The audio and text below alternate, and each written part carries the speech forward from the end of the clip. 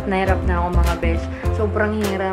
Kasi ang tawag nito, ang tagal ko na kasi hindi nag-workout. Yung ka, plateau yung tawag nila. Yung titigil ka sa workout, tapos babalik ka. Yun, ang hirap.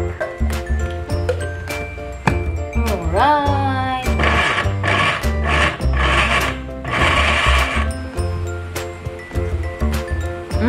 Yung gusto kong fries. Yung crunchy.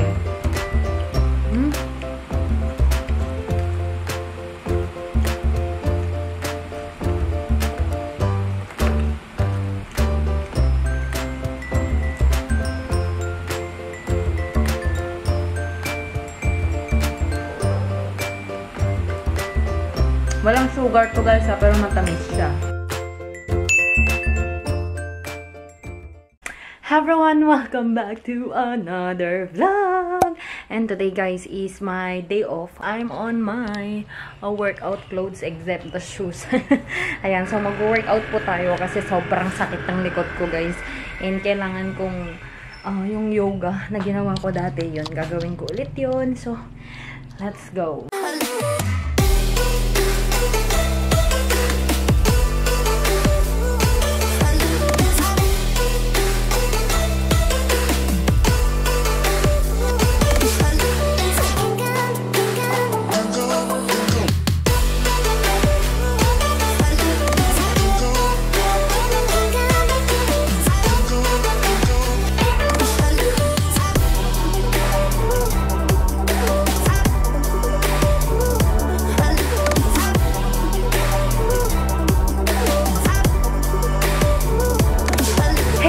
So, nakatapos ako ng 3 workout.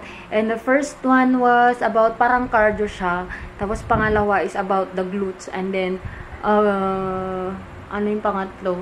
Pangatlo is about sa arms. Grabe. Siguro yung vlog na to guys, parang 2 minutes pa lang or 3 minutes pa lang siguro kung pinapanood nyo. Pero in real life,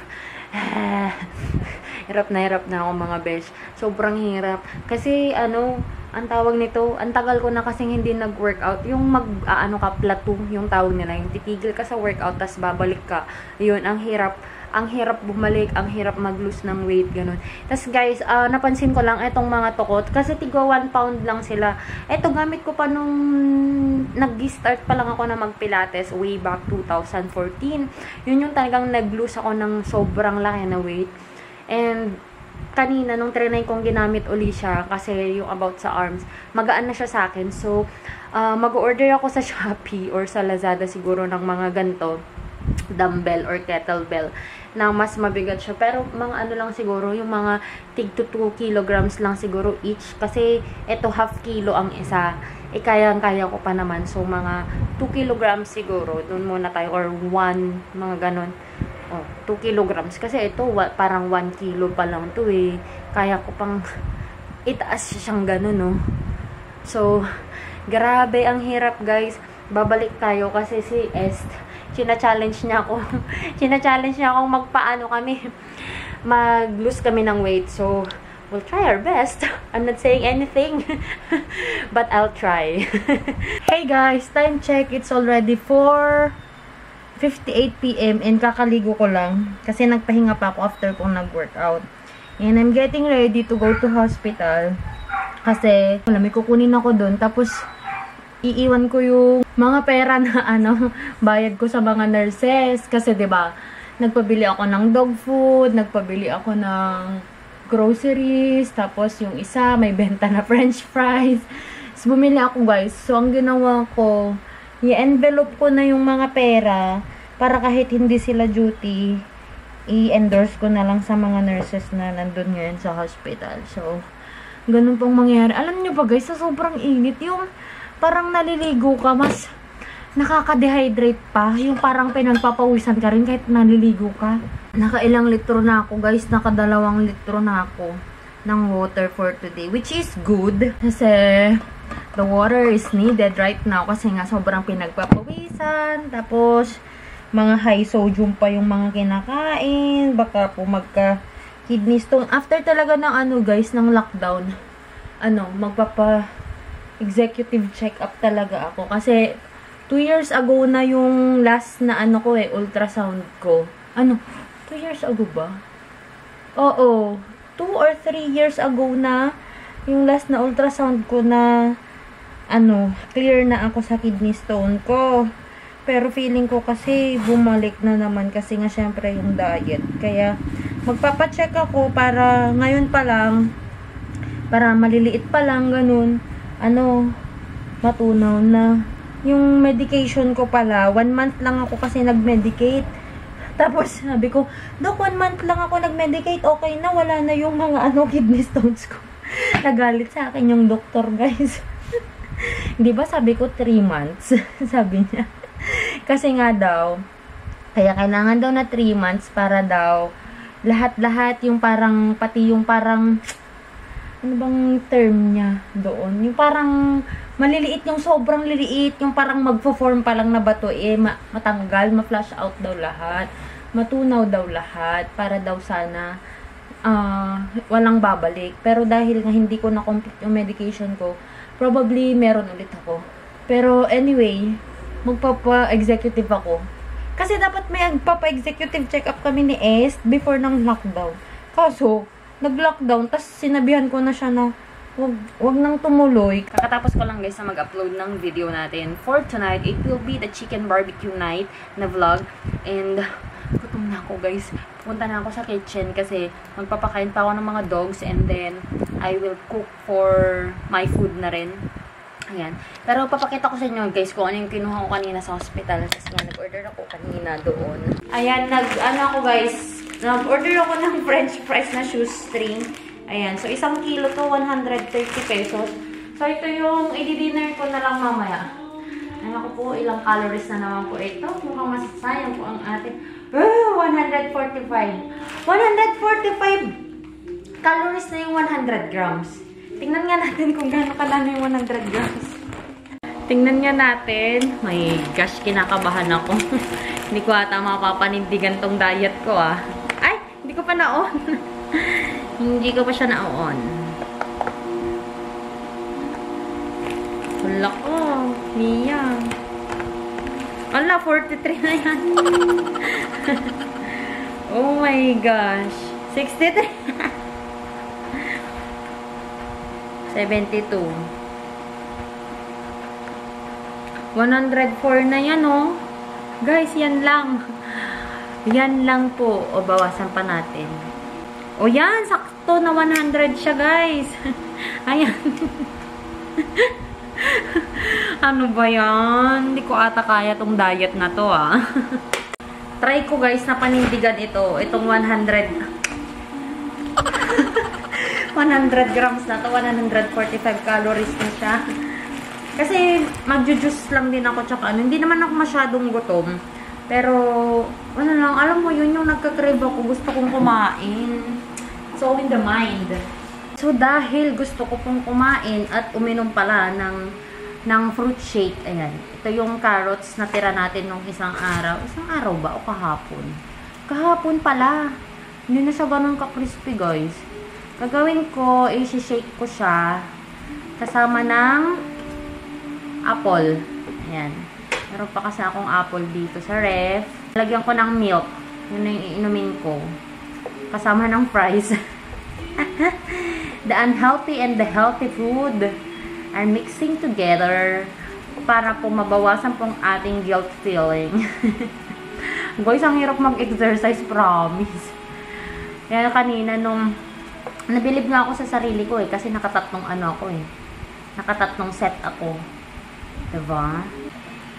Last year, guys, sa mga ganitong panahon, naku, puro shake ang iniinom namin kasi ang daming mangga. Ngayon, wala na mga mangga. Sarap ng apple. Dati talaga, guys, di ako kumakain ng apple.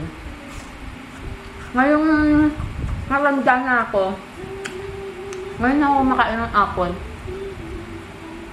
Hindi ko alam, bilib na bilib ako sa mga bata na gustong-gusto nilang apple. Ako hindi. More on ako, kasi ako dalandan, ganyan, mangga. Alright.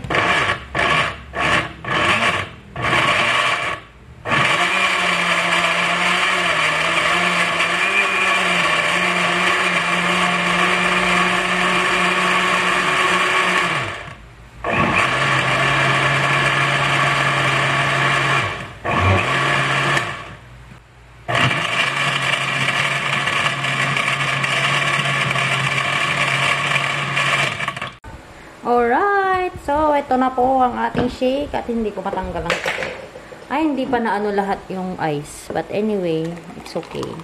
Oh my gosh, ang dami. Ito nang sinasabi ko eh.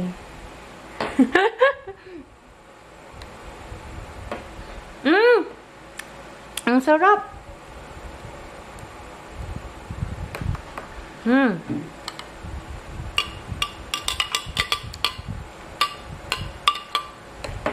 And ito na yung ating fries. Kain na tayo, guys. Yan, guys. So, kakain na po tayo. Yung ating fries at yung ating carrot and banana shake. Gusto ko talaga tuloy kutsarahin yung carrot.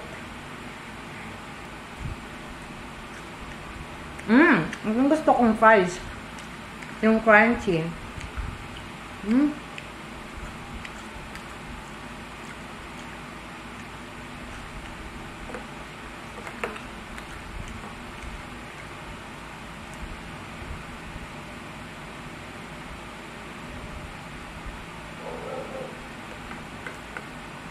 Walang sugar to, guys, pero matamis siya. In fairness.